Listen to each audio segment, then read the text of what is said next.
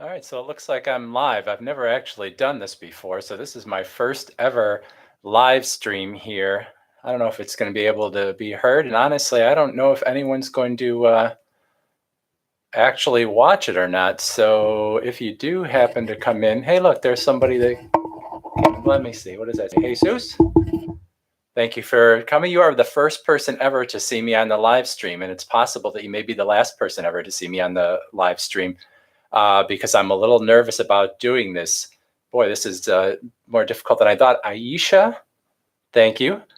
So I am just, I guess, kind of feeling a little lazy here, which is why I finally got to the first live stream, because I've never done this before. And honestly, I've always been a little nervous about doing it because of the fact that I see other people do live streams, and what I see happens oftentimes. And by the way, tell me if you can hear me, because I'm using this microphone from like maybe 1975 or something like that.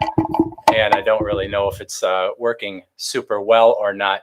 But anyway, I've always been a little nervous to do these live streams because I see other people do them, and I see that people ask them like kind of rapid fire questions over there on the side while they're watching the video. And I feel like I know a good amount of stuff, but when you kind of put me on the spot, a lot of times I don't necessarily have an answer right at the ready. And I kind of like to think these things through a little bit. And so sometimes I've been a little nervous about the idea of doing a live stream. Now, I'm also doing the live stream right here, like on a Friday afternoon, which is probably maybe the worst time possible to do it. I know most people would do theirs at night, but again, like I said, I was feeling a little lazy today and did not really feel like putting together a video and doing all the editing and that sort of thing. So we're just kind of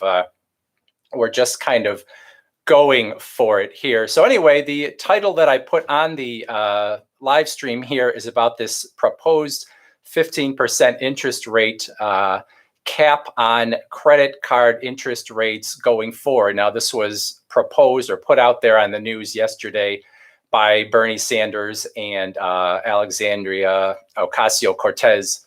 And basically it is that they want to cap interest rates at 15% on credit cards and any other loans that you might take out. And it's sort of I guess maybe an interesting idea, but the truth of the matter is that you have, sort of two Democrats here that are putting this out when they don't really have any power to do anything. So I guess right off the bat, the first thing that I think of when I see them saying this is, number one, it's not going to go anywhere because they don't have any power to actually do anything. Donald Trump's in the White House.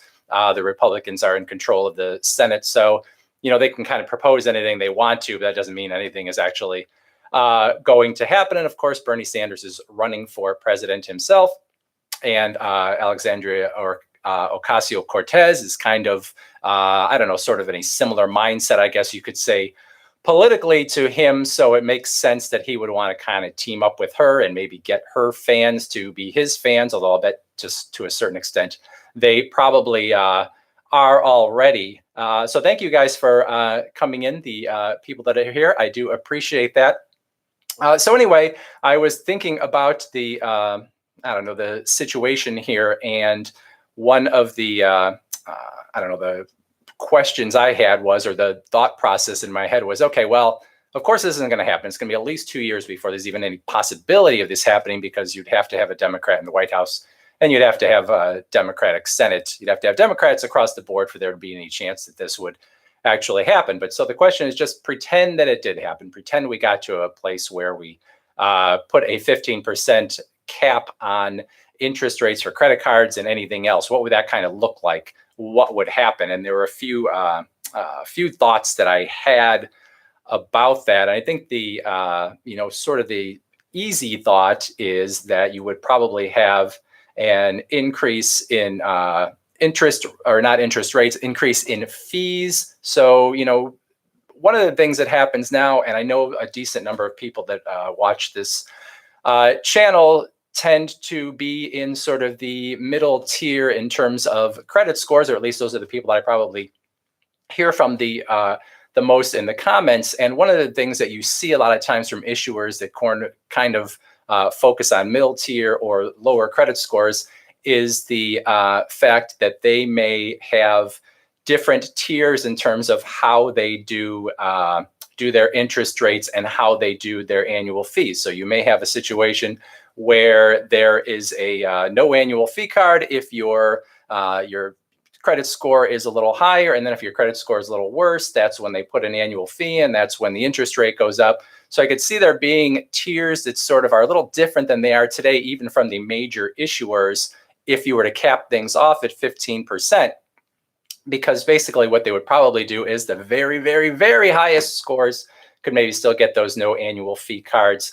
But then anyone that was, even a little bit below that, that's when they'd start putting the annual fees on, because they would know they can't really do anything with the interest rates. And the other piece, I guess, to the puzzle, when I think back to where we've been is, 10 years ago, we had the Card Act of 2009, which took away a lot of kind of crazy stuff that was going on in the credit card industry. And so, and that was a good thing, but what did the banks do? They basically said, all right, we're not going to make our money by, kind of crazy fees that we've made up on the spot here, jacking up interest rates whenever we feel like it. A lot of those things got taken away. So what they did was they just slowly increased interest rates all across the board. And so they are going to make their money one way or another. So how they're going to make that money is, they're going to have to increase fees somehow.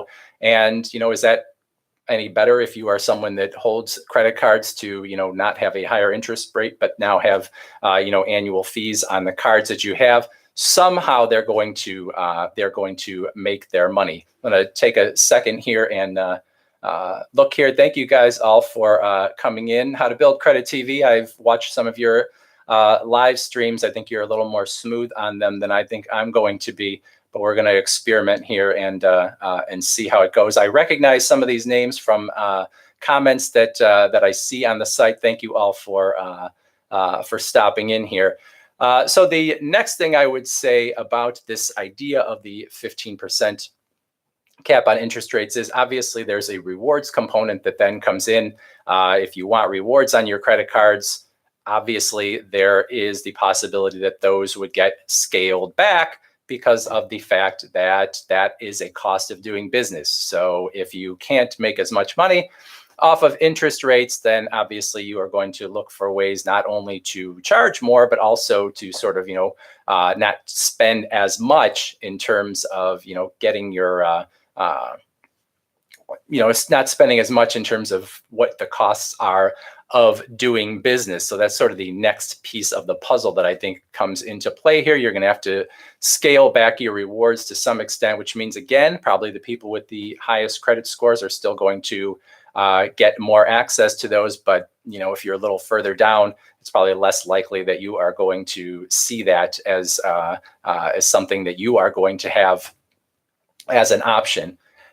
And then I guess the third piece that I was going to talk about was, I guess, the fact that if you do have, not a great credit history, you're going to simply have fewer options. Now, I shouldn't say you're going to have, because again, this isn't something that's actually happening. It's not going to happen in the short term.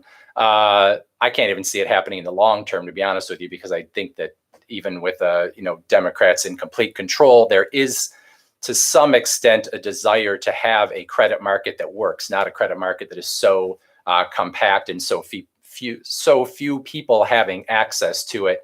That you would have a place where, okay, we've kind of clamped down on all the rules, but now no one can get credit anymore. And that was kind of my next point, is the fact that if you're someone that has a not as great of a credit history, then you could lose access to credit, and you definitely could lose access. And this is kind of where things get a little spotty. And some people that have already, kind of played in this market already know this. You have certain issuers who, they work with people that have had past credit problems. And what they tend to do is they have, high fees, they've got high interest rates, they have all kinds of weird fees, and they're not our favorite companies, right?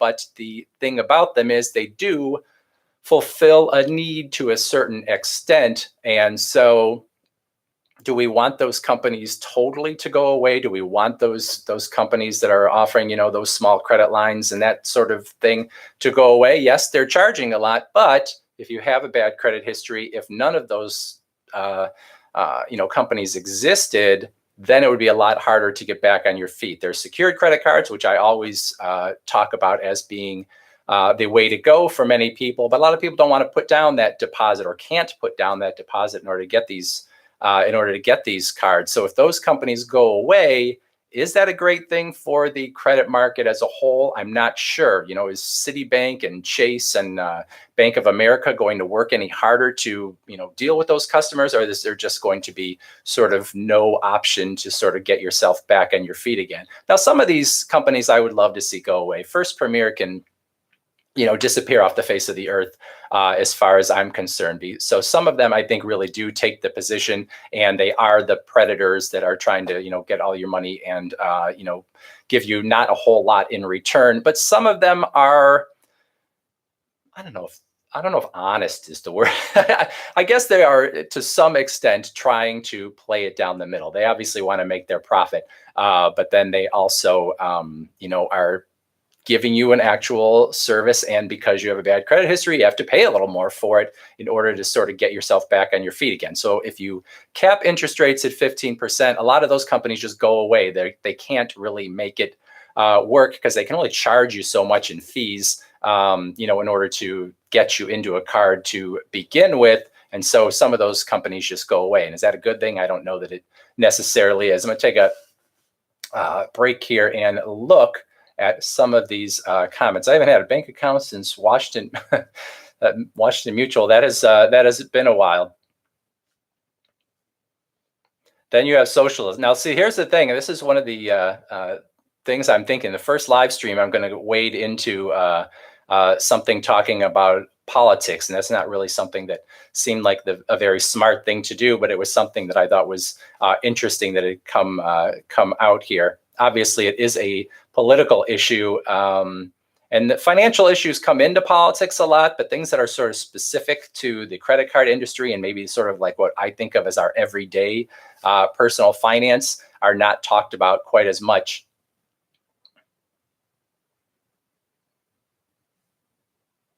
I have 2 credit cards. I use them both as I support the cashless society movement. Interesting. So it is interesting. I'd love to hear if anyone is willing to tell where you are watching this from, and even as well, I would love to know, since I'm not very good with the time zones, what time it is where you are as well, because I get to see people's comments, but oftentimes it feels like I am on a different place time-wise than many people that watch the videos. So oftentimes I'm commenting at a time where somebody has commented 6 hours earlier, because I think I am on Eastern time zone. I think a lot of people who watch the videos are on time zones to the west of me here. So there's a disconnect oftentimes between when I can reply to comments and when they are actually made. Thank you, Jay. I really appreciate that. Making these videos has really been an interesting experiment for me. When I first started, I did not really know if I was going to keep it going or not. And as many people who have watched for a long time know, a lot of my early videos were very difficult to watch. But I think they've gotten a little bit better. And as you probably know, I've got a new camera, which is sitting back there today. I'm just using my laptop camera. But we've tried to improve the optics a little here, so it is a little better to look at. So how to build credit TV. You're in Houston. Okay. Micah, bro, you're in Austin. I love Austin. Thank you. From California. I think there are a lot of people from California. I tend to see that when I post, oftentimes sort of overnight when I'm asleep is when a lot of people are actually watching the video. So I often wake up to a lot of interesting comments. Jonathan from Detroit, I think we are sitting on the same time zone. I am actually right outside of Cleveland, Ohio. I don't know if I've probably mentioned that in some of the videos, but I don't really talk about it too much because I don't want to get so much into geography in terms of the things that I talk about, things being, a certain way in one part of the country versus the other, because a lot of what I talk about is pretty universal. Okay, in California. So it's, what is it here? So it's right a little after 4 on Friday afternoon here. And some of you people who are in California, it's just after lunch for you. But it's Friday, so you can kind of just blow off the afternoon, right? There's no reason to go and really do anything else. Okay, Florida also in Eastern time zone. Okay, so I don't know if I have anything else to say. I'm trying to remember what else there was. I had some stuff on a Post-it note, and as you can see, like I said, I'm being a little lazy here on the Friday afternoon, and I haven't. I can't really remember what I what I wrote down. I do know that one of the things I wrote down is that if this 15% cap were to come into place, the whole credit card industry would become a lot less interesting because of the fact of, kind of slashing rewards, and there would be more fees. It would just feel a lot more constricted. And another thing I was thinking, and this is sort of, I guess, where I am a little wary of getting into the politics of things. But for me, the idea of capping interest rates, or maybe the regulation in general, everybody's sort of has a different different comfort level with where regulation comes into play. Like, where is the part where government should have their hand in to make sure that people are not preying on people that are poor or that have bad credit or whatever, and then where is the part where you sort of let the let the market decide and sort of say, well, as long as they are honest with what they are putting out there in terms of telling you what the interest rates are and telling you what's going to happen, then you sort of have to. I'm kind of big on personal responsibility, so to some extent I think that people need to they need to read the rules and see what's going to happen, see what the consequences are, and then make their decisions based on that. However, and I mentioned the Card Act of 2009 earlier, and I think back then what was really happening was, while I say I'm sort of a proponent of personal responsibility, I think prior to that happening, it wasn't really just a case of personal responsibility. There was a lot of sort of duplicitousness where the terms and conditions were made purposely opaque so that it was very difficult to understand exactly what it was that you were getting into. You wanted the credit card, and so you were going to go through it anyway, and there were like 17 pages of words that were only this big, and so you weren't really inclined to read all that stuff, which is why when you had one late payment, all of a sudden your interest rate would go up to 35% or whatever the case may be. So in that case, I think stepping in and saying you have to make it more obvious what is going to happen, what that interest rate is, what's going to happen if you don't pay it. All those sorts of things made sense. It did make it a lot more transparent. So before 2009, before that happened, it was hard to even tell what you were kind of getting into. And then after that, now you go in, you get a credit card and you have to see that big box, what they call the Schumer box, because I think Chuck Schumer, the senator, is the one that kind of came up with that idea. Now that interest rate is there in big, bold letters, and it tells you whether you have the annual fee, and you kind of see all those things. So to me, things are a lot more transparent now. So you do have to have some responsibility to have checked it out on your own. And you can do that now in a way that I think was a lot harder in the past. So for me, I'm always kind of walking the line between, I do think there needs to be some regulation, but I also think that, people have to take responsibility for the decisions that they get themselves into. And so I think, and that's politics in general, right? Politics in general is, sort of free market versus regulation. And so I guess politically, I'm somewhat down the middle, and this is not any different as far as I'm concerned. So it is interesting to me to see this put out there. Like I said, it's not going to happen. We're not going to have a 15% cap anytime in the near future, but it's an interesting discussion. It's interesting to see what people think of it and what the reaction is to it. I'm going to take a second here and read some of these. Thank you guys all for stopping in Salt Lake. Okay, interesting.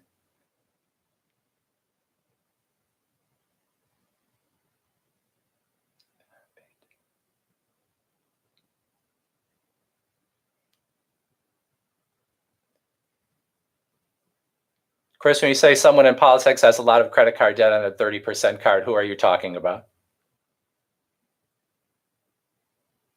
Is this Bernie Sanders or is this someone else?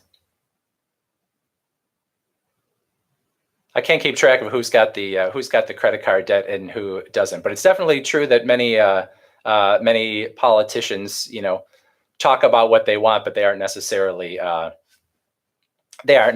following the rules that they set out for everyone else. But again, I'm not going to get into too much on any of the individuals here. I'm sort of interested in politics in general, but I don't really like to wade into it too hard on one side or the other. So I'm trying to think now if there's any other parts of this that I wanted to talk about in this video.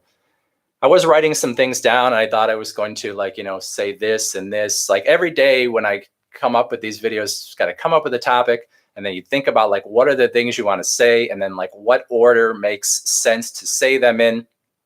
And I used to just go for it. I would just write it all down and I have it all on a board and I would just turn the camera on and I would just be like, all right, we're going for it. I'm gonna go here and then here and then here and then here and just knock all the points. And so what you got a lot in the videos was a lot of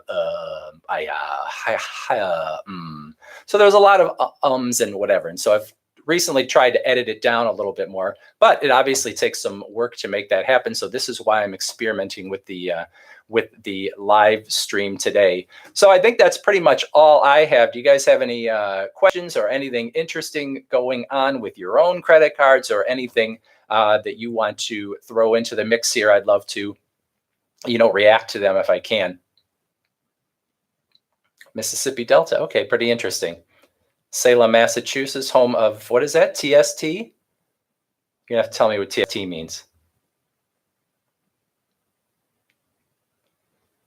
I used to have 414 credit. Over 4 years, I got out of debt and raised my score to a 740. It's very interesting to me when I see people whose credit scores were that low, when you get, under 500 and the fact that you can manage to make that happen. So many people are looking for sort of a magic bullet, but when you really are that far down, it takes some time for it to happen. And you really just kind of have to, it's no fun, but you kind of have to just practice your good habits day after day. And you have to kind of be disciplined about it and, just think to yourself, all right, life's going to kind of stink for a while. And I'm just going to kind of see this through.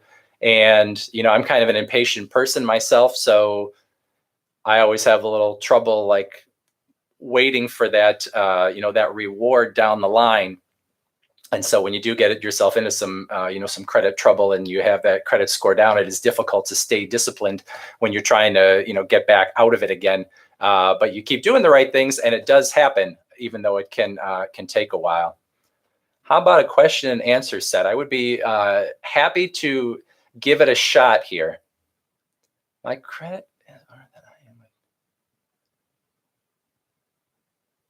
I think what you're saying, Mike, sounds like you're talking about using an authorized user in order to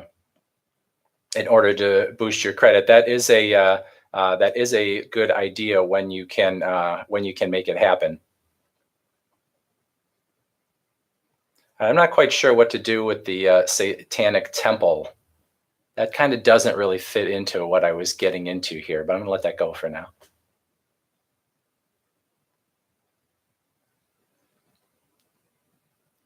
Oh, that's what TST stands for. So is Salem, Massachusetts the Satanic Temple?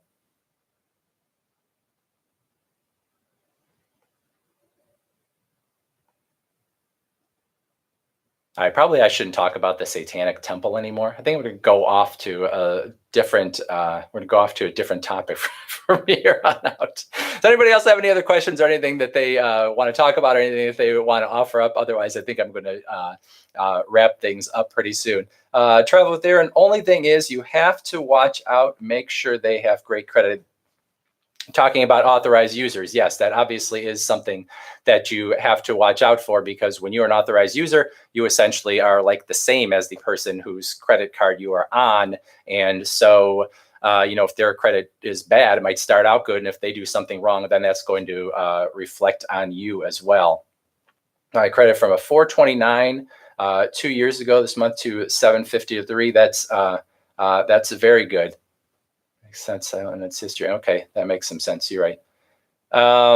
Bank of the West credit card gets 3% on dining, gas, and groceries. Should I get it over Amex 3% groceries? You know, someone just brought this up the other day. It's actually a card that I had missed out on when I did the video on the best grocery cards, and that is a good one. So if you have Bank of the West in your area, I don't know if I would get it, you know, over the Amex 3% groceries, but it is a pretty decent. It is a pretty decent card. I don't have the kind of terms all sitting in front of me, but I did look at it at the time and thought it looked like a pretty decent one. Quick question: a charge off updated the charge off date. A charge off from March 2013 updated the charge off date on my credit report. Why did this happen? So are you saying, Will, when you say the charge off updated, are you saying that it showed up almost as if it was a restart, as if it was a new debt versus the 2013? Sometimes what happens with if you have a charge off or something, it should be from the right. It should be that from the date, the first time that it goes late or the first time that it gets reported by a bank, that should be the that should be sort of the date of the when the clock starts rolling here in terms of when that charge off eventually needs to fall off your credit report. Now, if you have a charge off and it got sold to a collection agency, sometimes they're going to put it on as if it is a new debt. These are the times that if you see stuff like that happen, if it's from a collection agency, sometimes you're going to want to go and actually dispute it with the credit reporting agency, because the way it is supposed to work is from the time that first debt, went late and didn't get paid off. That's when sort of the when the clock starts running in terms of how long it can stay on your credit report. So I had to chase freedom and want the fight on.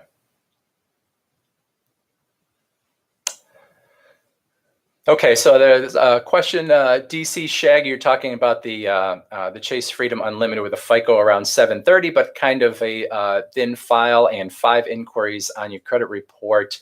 I think you're looking at a place where this is one of the things I talk about sometimes, where you can have a credit score that doesn't seem too bad, but because you don't have a lot of credit history, it is going to be, more likely that you're going to get turned down, especially if you have a lot of recent credit inquiries.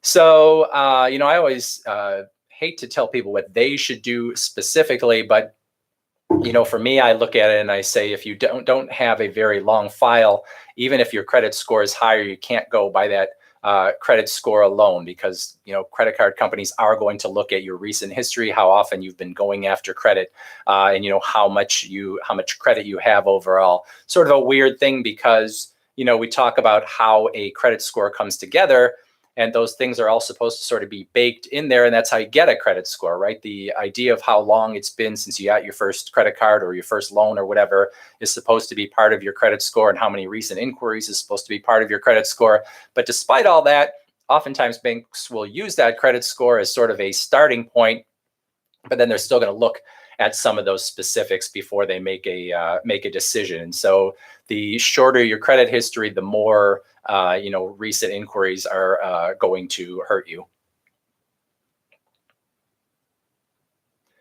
Yes, the Blue Cash Preferred, Jorge, is definitely a card that I am a big fan of, especially now that it has had the new changes that came this week, which I was very surprised about. Travel with Aaron. I travel often, and make sure you read all the terms.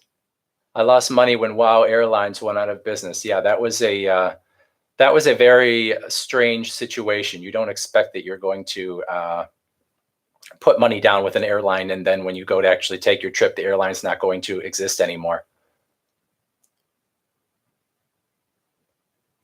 Does nationality play a role in credit card applications? Was asked almost every time I apply. So your nationality was asked on your credit card application. I don't have a credit card application in front of me now to see if that makes a difference. I can't imagine your nationality plays any role in your credit card application. It really is your credit history and what you have done in the past that comes into play there, or at least that's how it's supposed to work. There have been times that we have seen that there has been companies that have gotten themselves into trouble for not giving loans in certain neighborhoods or not giving loans to certain nationalities or whatever. So sometimes there have been issues where companies have gotten in trouble for not loaning to minorities or whatever, or giving them, worse terms, even though they had the same credit history, the same credit scores as, as other people. So it happens at times, but overall, I don't believe that it's very common. The news tends to tell you when it happens. They kind of make it a bigger story, but I'm not gonna pretend that it doesn't happen sometimes out there in the world.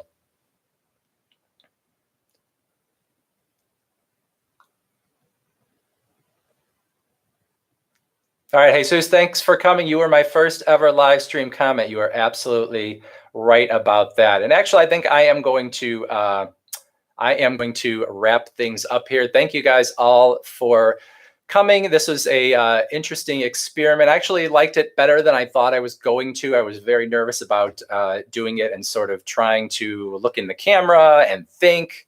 Looking in the camera and thinking at the same time is not the easiest thing for me. And then also reading the comments on the side, because I don't know how fun it really is to watch someone going, what does that say? But I thought it was interesting overall. So I'm going to close things down now. Thank you guys all for watching, and I will probably do another one of these at some point in the future. Have a good weekend.